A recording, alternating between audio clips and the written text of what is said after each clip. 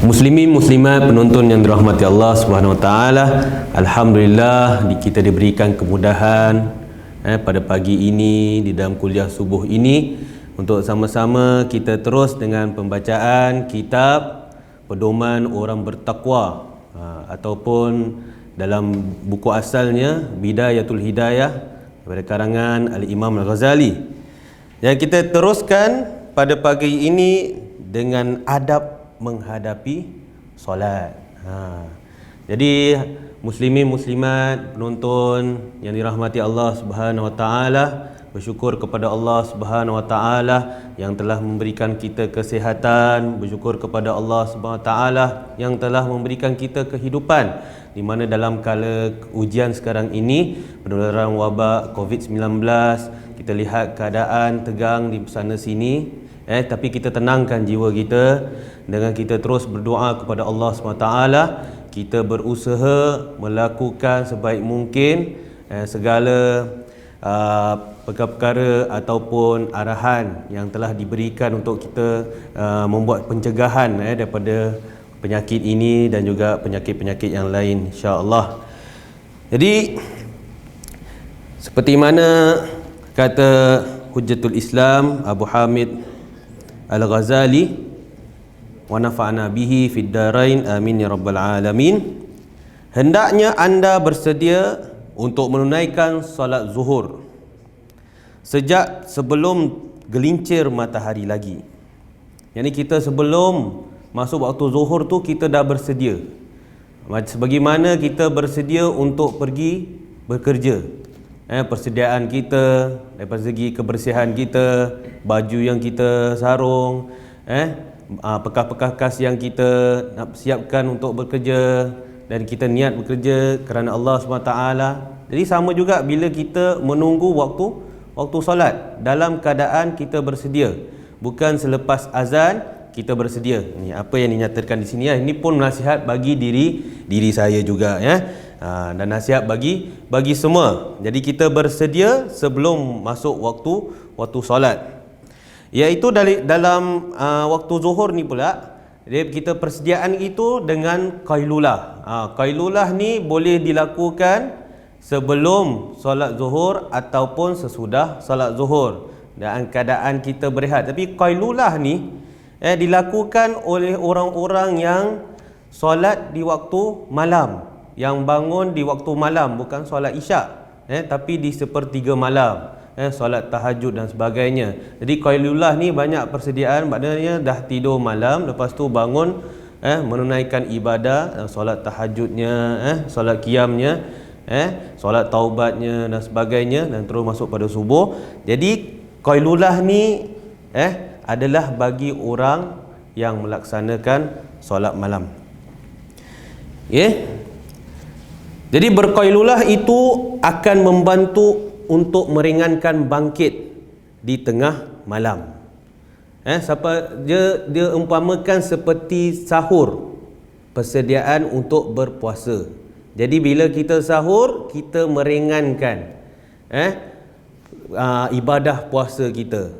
Bagi orang yang bersahur, kadang waktu tengah hari tu dia masih okey lagi, waktu petang, banding dengan orang yang tidak sahur, belum tengah hari dah tak tahan. Jadi sahur dan qailulah itu diumpamakan, qailulah tu seperti bersahur, bagaimana menghadapi ibadah puasa.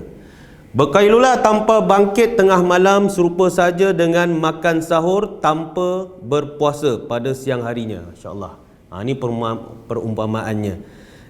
Maknanya orang yang berqailulah tapi dia tak bangun malam sama seperti orang yang bersahur tapi tak puasa. Jadi perumpamaannya. Jadi apabila anda berqailulah, maka berusahalah untuk bersungguh-sungguh supaya anda bangkit sebelum gelincir matahari. Sebelum gelincir matahari, kemudian ambillah wuduk, lalu pergi ke masjid. Jadi sebelum maksud waktu itu kita pergi ke masjid, kerana yang demikian adalah dikira termasuk keutamaan amal, fadailul a'mal. Itu pun jika anda tidak tertidur dan tidak sibuk bekerja. Jadi di waktu kerja anda solat di tempat masing-masing, tapi menjaga waktu solat itu. Jadi kita dapat pesanan juga daripada mufti kita, Al-Fadil Mufti Ustaz Naziruddin, yang menyatakan di dalam selepas azan untuk kita solat di rumah, untuk tunaikan solat di rumah atau di tempat masing-masing. Dalam keadaan sekarang ni masjid masih tertutup kerana penularan wabak COVID-19.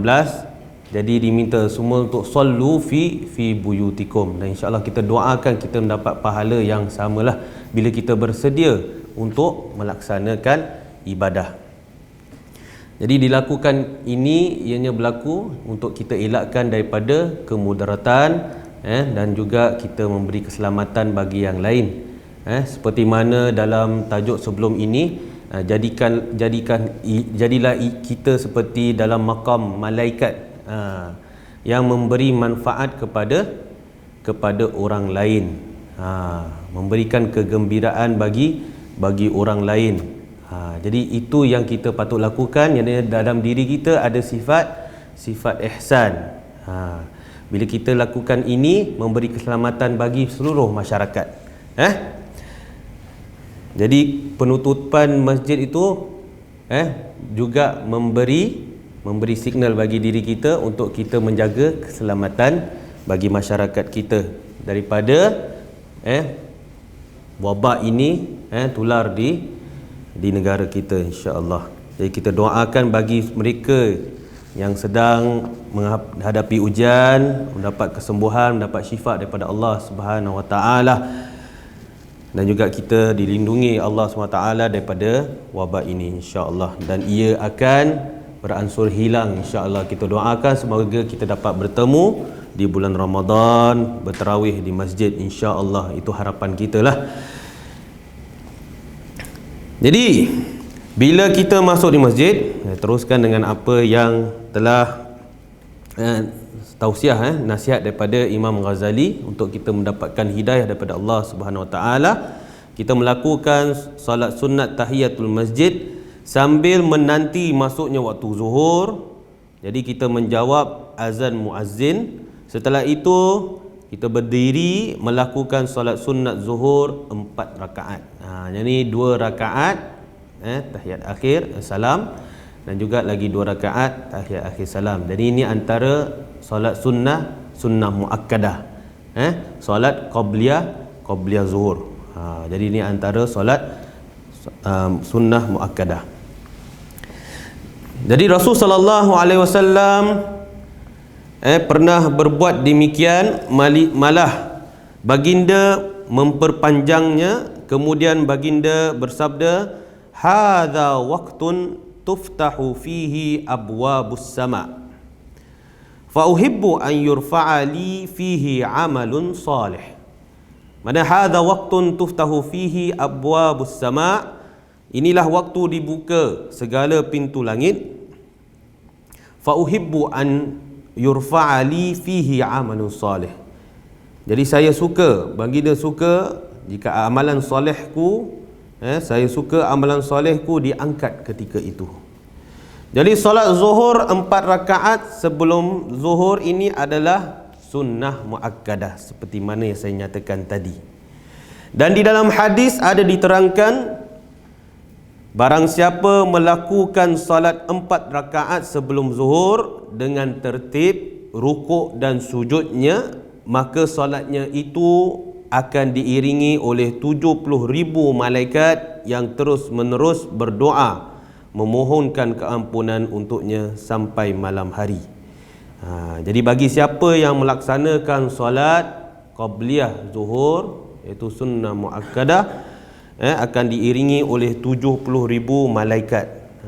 Pastinya kita ingin malaikat, bagi kita yang solat di rumah, kita ingin malaikat berada di dalam rumah kita dengan ibadah yang kita dapat lakukan di rumah, bukan bersendirian tapi bersama ahli keluarga. Bagi tuan-tuan, bolehlah menjadi imam, praktis dengan banyak menghafal surah-surah daripada Al-Quran. Lebih lagi waktu solat subuh, maghrib dan isyak, kita mengulang kaji semula surah-surah yang pernah kita hafal. Jadi kita memimpin solat seperti banyak yang mungkin yang kita dapat lakukan di rumah, kerana kita tidak dapat melakukannya di masjid buat masa sekarang ini.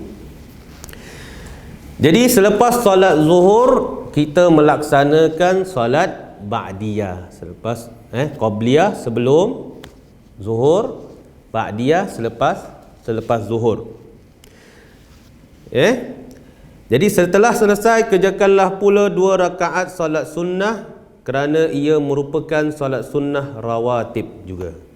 Jadi diriwayatkan dari Ummu Habibah, katanya, saya mendengar Rasulullah SAW bersabda, man yuhafizu ala arba'i rakaat qabla zuhr wa arba'i ba'daha haramahullahu 'alan nar. Jadi siapa yang melakukan solat 4 rakaat sebelum zuhur dan juga 4 rakaat sesudahnya, Allah akan haramkannya daripada api neraka. Jadi sejak waktu itu sampai ke petang, sisa waktu yang ada padamu hendaklah anda pergunakan untuk menuntut ilmu, membuat kebajikan, membuat kebaikan, tadarrus Al-Quran, membaca Al-Quran, dan memenuhi keperluan hidup, seperti mencari nafkah, semuanya ibadah kerana Allah Subhanahu wa Ta'ala. Dan juga membantu menegakkan agama Allah Subhanahu wa Ta'ala. Jadi kemudian bersolatlah sebanyak 4 rakaat sebelum menunaikan fardu asar. Ia pun solat 2 rakaat salam, solat 2 rakaat salam, ia termasuk daripada sunnah muakkadah yang kita boleh lakukan sebelum asar. Dari Rasul sallallahu alaihi wasallam pernah menegaskan, rahimallahu ra'an shalla arba'an qabla al-asri. Maknanya Allah SWT melimpah rahmah kepada orang yang melaksanakan 4 rakaat sebelum melaksanakan solat sunat 4 rakaat sebelum asar. Jadi kita berusaha, kita sama-sama berusaha melaksanakan perkara-perkara ini, kerana seperti mana daripada awal darjat manusia dalam melaksanakan agamanya ada 3 perkara, iaitu 3 darjat. Masih ingat lagi yang pertama apa tu? Darjat yang pertama orang yang terselamat. Jadi orang yang terselamat yang melaksanakan segala fardu, seperti Abu melaksanakan segala fardu, dan Abu tidak Abu menghindarkan dirinya daripada melakukan dosa ataupun melakukan maksiat. Yang kedua, darjat yang kedua, iaitu orang yang beruntung. Dia melaksanakan semua yang dilakukan, seperti misal contoh tadi dilakukan oleh Abu, semua dilaksanakan, dan ditambah pula dengan mendekatkan dirinya kepada Allah Subhanahu wa Ta'ala, bertadabbur, berfikir, berzikir, mendekatkan dirinya pada Allah Subhanahu wa Ta'ala, dan juga beliau mengamalkan segala sunnah Rasul sallallahu alaihi wasallam. Itu orang yang beruntung. Dan ketiga, kita ingin jauhi diri kita daripada menjadi orang yang rugi, yang lalai melaksanakan fardu. Jadi setelah kita solat berjemaah berjemaah asar, selepas asar ini janganlah anda mengerjakan sesuatu yang tidak berfaedah, kecuali melakukan seumpama kegiatanmu pada waktu sebelumnya. Jadi selepas solat asar tidak ada solat sunnah. Jadi tidaklah wajar bagimu membiarkan sahaja segala waktumu menjadi sia-sia dengan tidak mempergunakan untuk menghasilkan sebarang faedah, kosong daripada kerja-kerja yang terarah, hinggakan anda bekerja pada tiap-tiap waktu asal buat sahaja, suka boleh je, buat kerja dan tidak direncanakan terlebih dahulu. Jadi dalam kita solat ini, ia merupakan perancangan bagi kehidupan seharian kita. dia time management. Sebab itu dalam Islam dah mudah dah, kita ada solat 5 waktu. Daripada pagi subuh, kita menjaga subuh kita, kita bangun sebelum subuh, dan juga kemudian ada di tengah harinya, kita waktu kita makan tengah hari, ada solat zuhur dan juga asar, dan kemudian akan masuk pada malamnya, pulang daripada kerja, maksudnya maghrib.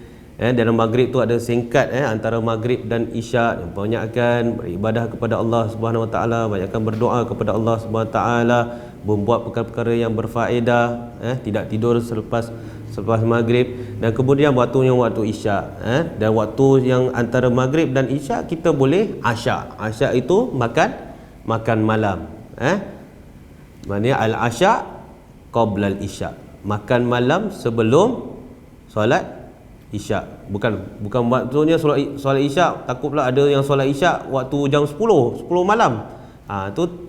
Tu tak sihatlah bagi orang yang makan waktu 10 malam tu. Jadi maksudnya sebelum masuk waktunya isyak. Jadi tidaklah wajar bagimu membiarkan segala waktumu dengan sia-sia.